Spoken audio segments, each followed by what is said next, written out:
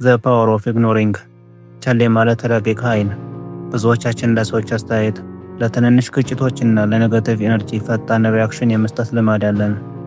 ነገር ግን ትልቁ የጥንካሬ መለኪያ ሬስፖንስ መስጠት ሳይሆን አንዳንድ ነገሮችን በንቀት ማለፍ መቻል ነው።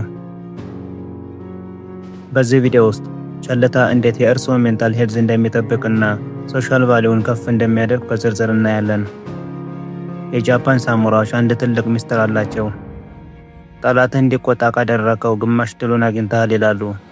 ለምን መሰላችሁ? አንድ ሰው ሲያናድዳችሁ የእናንተ ምላሽ ወይም ሪያክሽን ይፈልጋል።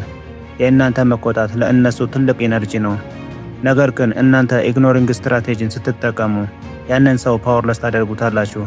የእናንተ ዝምታ ለእነሱ ትልቅ ኮንፊውዥን ይፈጥርባቸዋል። ዝምታ ከሺህ ቃላት በላይ ኢምፓክት ወይም ተጽዕኖ አለው። ይህ ደግሞ ለተሳዳቢው ሰው ከአንገት በላይ የሆነ ህመም ነው። ቸል ሊባሉ የሚገቡ 5 ወሳኝ ነገሮች።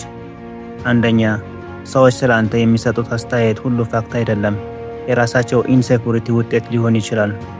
ስለዚህ እንዲህ ያሉ ወሬዎችን ፊልተር ማድረግ ይኖርብሃል። ሁለተኛ፣ በህይወትህ ውስጥ ያለህን ኤነርጂ የሚመጠምጡ ሰዎችን ዲስታንስ ማድረግ ካልቻልክ የራስህ ፕሮዳክቲቪቲ ይቀንሳል። ሶስተኛ፣ ትናንት የተፈጠሩ ስህተቶች ላይ ኦቨርቲክ ማድረግ ለነገው ስኬት ኦብስታክል ነው። እነዚያን ትዝታዎች ኢግኖር አድርጋቸው። አራተኛ፣ የሶሻል ሚዲያ ድራማ፣ በየኮሜንቱ ከማይታወቁ ሰዎች ጋር መከራከር ዌስት ኦፍ ታይም ነው። አምስተኛ፣ በአንተ ቁጥጥር ስር የሌሉ ነገሮችን ለምሳሌ የአየር ሁኔታ ወይም የሌሎች ሰዎች ጸባይ አክሴፕት አድርጋቸው እንጂ አትጨነቅባቸው። ይህ ሐሳብ ከጥንታዊ ስቶይሲዝም ፍልስፍና ጋር የተያያዘ ነው። ታላቁ ፈላስፋ ማርከስ ኦሬሊየስ እንደሚለው ትልቁ በቀል እንደ ጠላትህ አለመሆን ነው። አንድ ሰው ካንተ ጋር ኮንፍሊክት ውስጥ መግባት ሲፈልግ አንተ ግን ያንን ነገር ኢግኖር አድርገህ በራስህ ስራ ላይ ፎከስ ስታደርግ አንተ ሱፔሪየር መሆንህን በተግባር እያሳየህ ነው። ይህንን ስታደርግ በውስጥ ኢነር ፒስ ወይም ሰላም ይሰማሃል።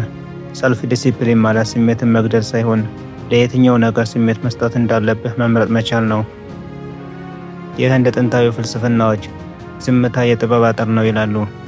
አንድ ሰው ሲጮህብህ ዝም ብለህ አይኑን ተመልከተው፣ ምንም አትናገር። ያ ሰው መጀመሪያ ይቆጣል፣ ቀጥሎ ይገረማል፣ በመጨረሻ መሸነፉን ያምኖ ይፈርሃል። ዝምታ ግርማ ሞገስ ይሰጥሃል። ብዙ በሚያወሩ ሰዎች መካከል ዝም የሚለው ሰው ሁልጊዜም የተከበረና ሚስጥራዊ ነው። በኢንሳይት ኢትዮ የምነግራችሁ ትልቁ ቁም ነገር ዝምታ መልስ ላጣ ሰው የሚሰጥ ሳይሆን ንግግር ለማይገባው ሰው ትልቅ መልስ ነው። ለማጠቃለል ያህል ዘ ፓወር ኦፍ ኢግኖሪንግ ሰነፍ መሆን ማለት አይደለም። ይልቁንም ለራስህ ክብር መስጠትና ሜንታል ኢነርጂህን ለትልልቅ ዓላማዎች መዋል ማለት ነው። ከዛሬ ጀምሮ ማንኛውንም ኔጌቲቭ ነገር ከመመለሳችሁ በፊት ለ10 ሰከንድ አስቡ። ይህ ነገር የእኔ ምላሽ ይገባል ወይ ብላችሁ ራሳችሁን ጠይቁ። መልሶ አይደለም ከሆነ በፈገግታ ኢግኖር አድርጉት። ይህ ቪዲዮ ጠቃሚ ሆኖ ካገኛችሁት ላይክ እና ሼር በማድረግ ለሌሎች እንዲደርስ አድርጉት። ለኢንሳይት ኢትዮ አዲስ ከሆናችሁ ደግሞ ሰብስክራይብ በማድረግ የቤተሰባችን አባል ሁኑ። ስላዳመጣችሁኝ I really appreciate it። በቀጣይ ኢንስፓይሪንግ ቪዲዮ እስከምንገናኝ ቻው።